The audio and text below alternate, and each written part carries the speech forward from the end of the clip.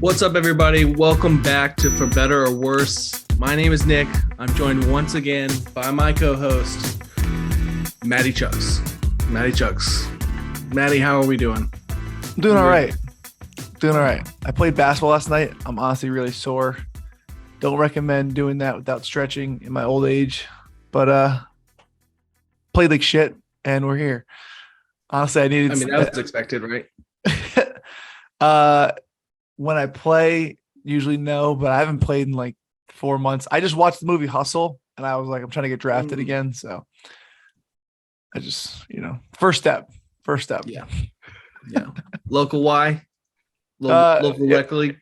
No, it was at my old high school. We just get a bunch of, like every week they all just play, like old alumni and stuff. So decided to hop in. I may need a couple weeks to recover though. So we'll see. Okay. Fair enough. Yeah. Let's get right in the episode. We got some NHL, NBA, and MLB per usual. That's what's going on right now in sports. Exciting stuff overall, a lot of playoffs, and then we're getting into the heart of the MLB season. When does that All-Star break come? I'm trying to think. I honestly have no idea. I feel like it's coming up soon, but whatever. Nonetheless, it's got to come up in like a month or so. Tuesday, July 19th. Let's go right into the NHL because that's coming up soon. Avalanche versus the Lightning, game 1 tonight. Yeah. Do you have anything for there? I know, Avalanche haven't played in a while. So what do you think? Rust versus rest as far as that's concerned?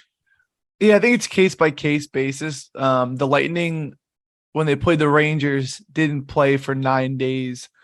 And they lost the first 2 games and they looked a little rusty, but also we're still getting used to not playing with Braden Point. So I think that's kind of a outlier scenario. He obviously didn't come back for that series. I think he's expected to come back today. If he doesn't come back today, I think he's like 100% sure for game 2. They still want to really rush him. I do think the Avs are the team here in the series and in general. I know everyone's obviously on the Lightning. I mean, they won the last 2 Stanley Cups, kept basically the main core. I get it. One thing that everyone knocks on the Avalanche is their goaltending, which I, on the other hand, think it's somewhat decent and actually pretty good. I'm a fan of Darcy Kemper if he starts. I think he can hold it down. And the Avs are just too quick. I think the Lightning, they matched up well against the Rangers because the Rangers play a lot slower and really rely on their power play. This Colorado team can score 5-on-5 and kill you on your power play. And they're just so much faster. They're going to skate circles around them. I think if this series goes too deep, fatigue will set in for the Lightning. So we'll see. I mean, I want to play 60-minute for the Avs for game 1, but I may just stay away and do that shot lay that we always do. So we'll see. As a side today, I'm definitely leaning Avalanche. I may do a live spot if they go down early, but we'll see. How about you? Any thoughts on that series or game, or you just gonna watch? Yeah, I mean, I feel like I know you mentioned people are on the Lightning overall. I see it the other way around. But I haven't really been paying attention to what Twitter. I never really do what Twitter says or what Twitter has overall. I think the Avalanche proves that they were steamrolling people.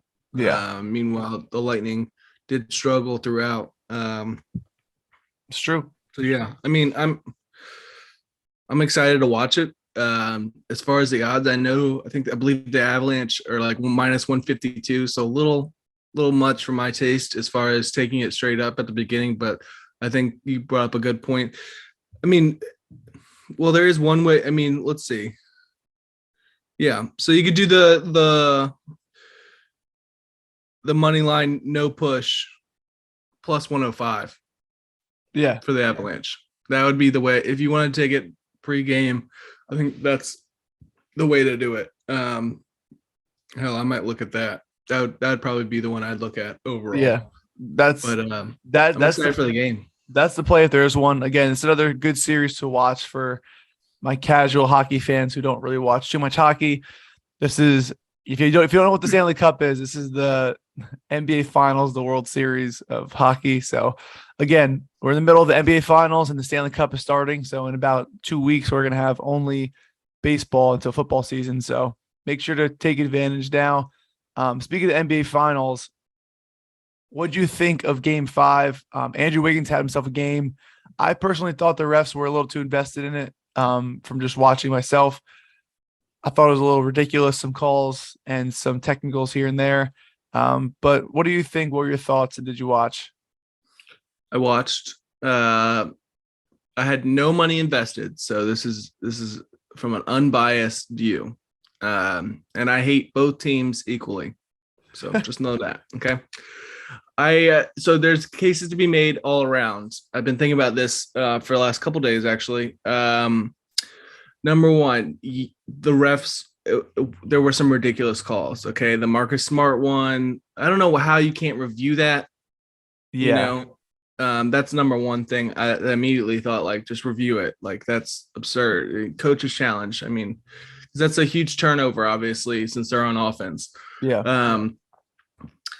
Number two, the Draymond thing at the end where he just walks in the hut, like how is that not a technical foul? Like, with the NBA being so soft, and then they finally, then they're not soft. I don't get it. Like, you got to be like across the board consistent.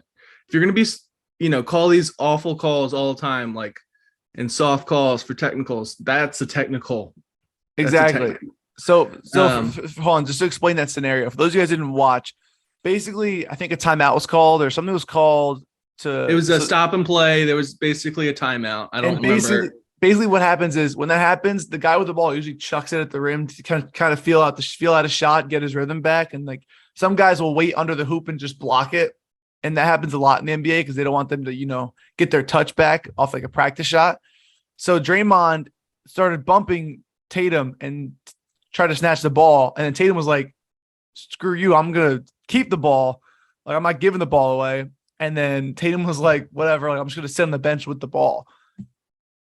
Instead of like shooting it or giving it to the ref or whatever. Like, the fact that they gave Udoka, the Celtics coach, and Marcus Smart technicals and didn't give Draymond one was insane. That's all I want to say. So continue. That was the thing. But then you look at the other side, right? Like Jaylen Brown, 2 straight turnovers and missed shots and the free throws. You can't miss free throws. I think Tatum missed 4. 2 in a row twice. Yeah, missed 2 in a row twice. But so did Jaylen Brown. He went 1 for 2 in that same stretch. It's just not like those are free points. You can't be missing that stuff. It's awful. It's awful. Yeah, I get it.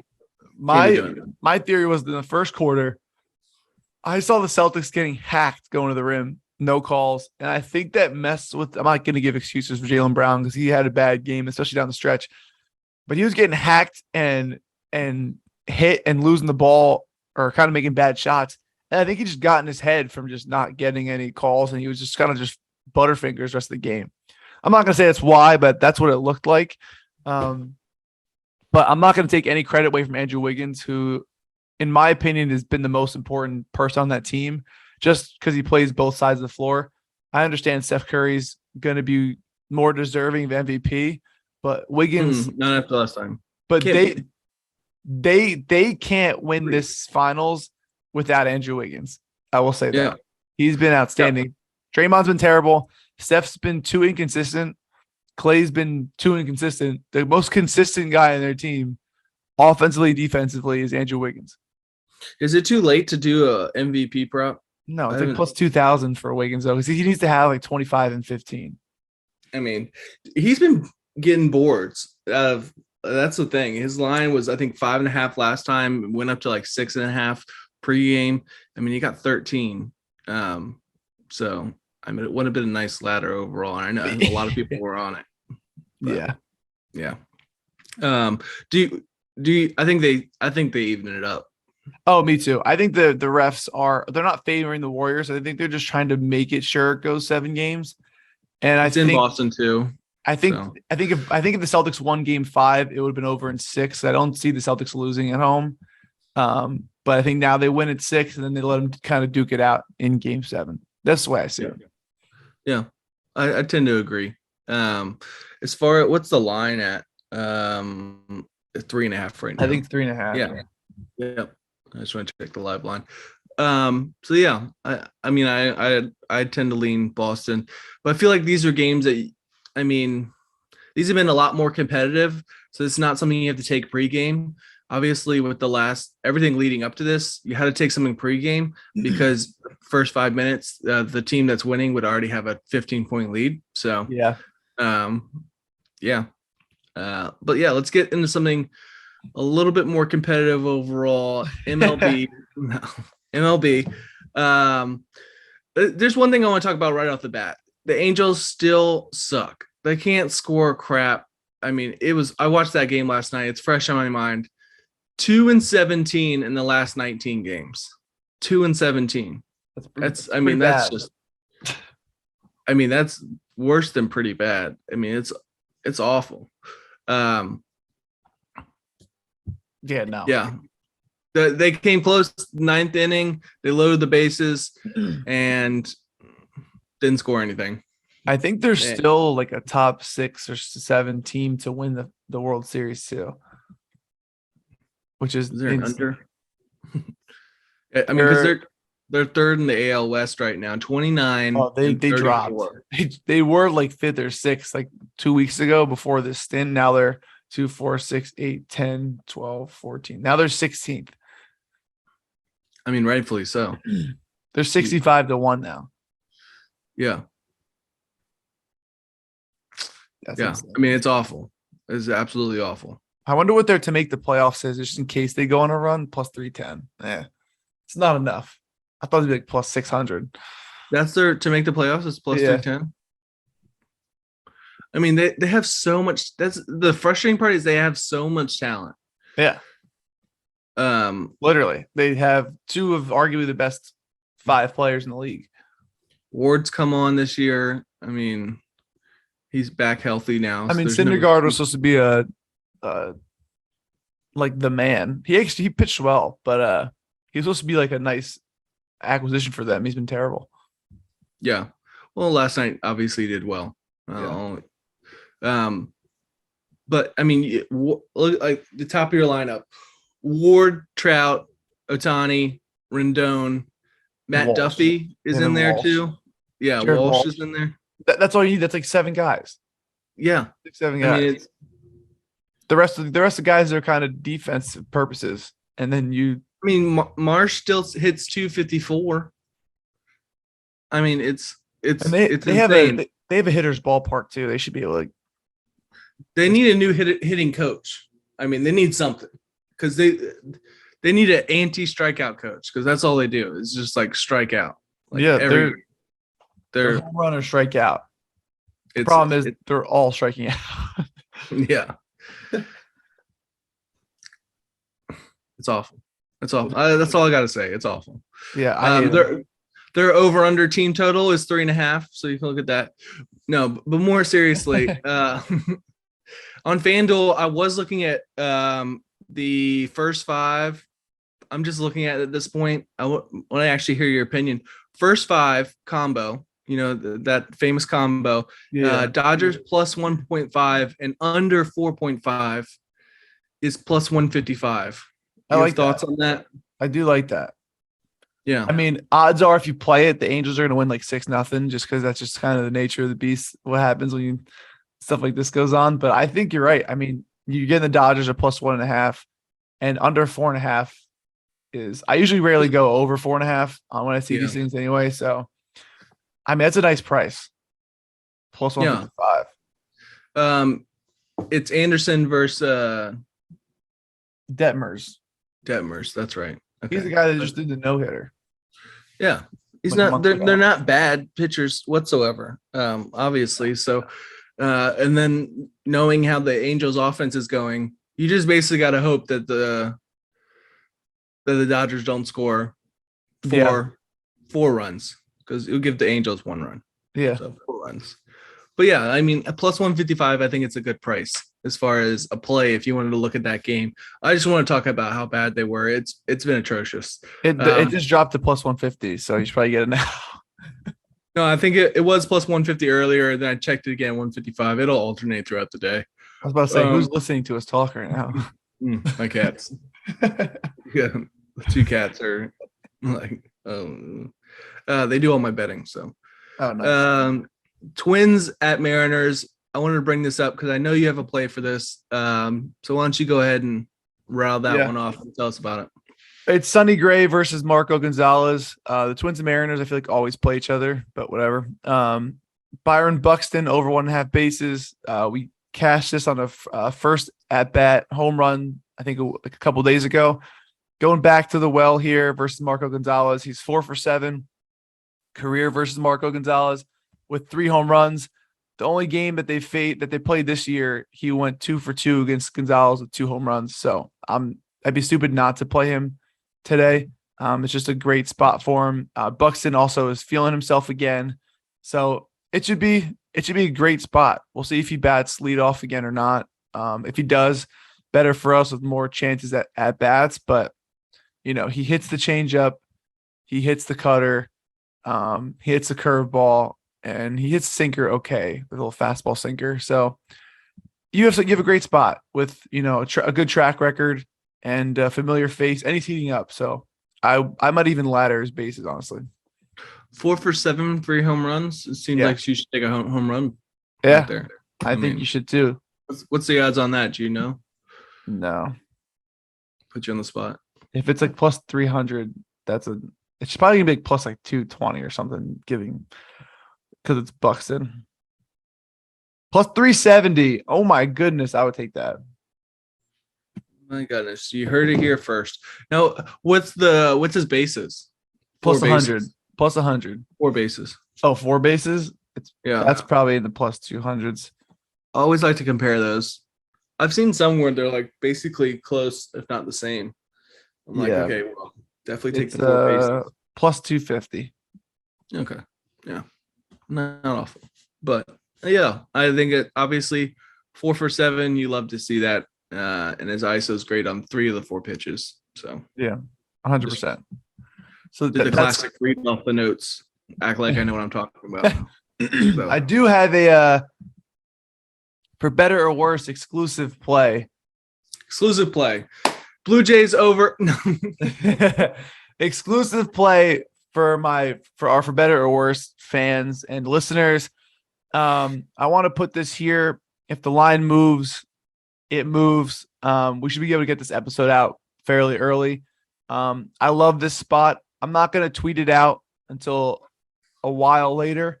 So if you want to get the good line, I think it will move a little bit. I would get it now. And the for better or worse exclusive play of the day is Blue Jays team total over 5.5 minus 108 on FanDuel. You have a little worse odds on some other books. So FanDuel's the best line I've seen. The Blue Jays are 7-3 in their last 10, so over 5.5. And Bruce Zimmerman on the Orioles has been terrible.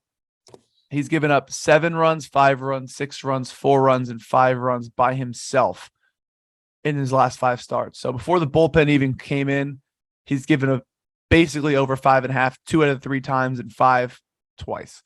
So I love this spot for the Blue Jays, who have just been mashing overall, and should have an absolute field day against the Orioles. Love this spot. Love the price. My for better or worse exclusive play, Blue Jays team total over 5.5. And they're obviously playing at the Blue Jays. Going off Ballpark Pal, looks like it's plus 6% runs. So that helps. You got wind blowing 17 miles per hour from right to left.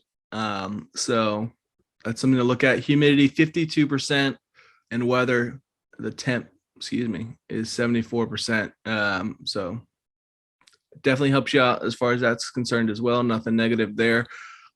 Obviously, with Zimmerman, he's given up 7, 5, 6, 4, 5 in the last 5 games alone. And that's pitching, that's obviously just like 5 innings.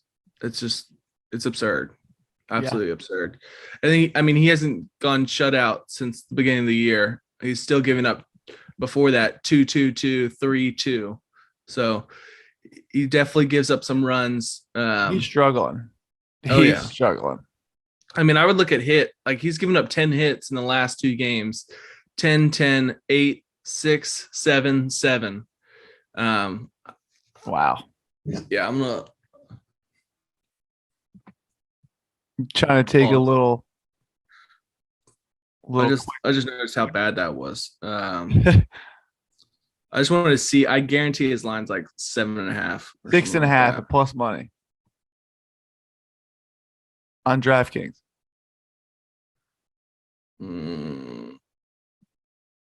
Yeah, it's 6.5 plus 106. I mean, that might be something I'll look at as well, but I won't double dip.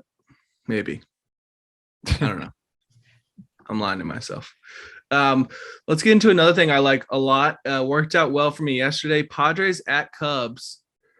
I love Cubs right now with this weather situation. It is 12 today.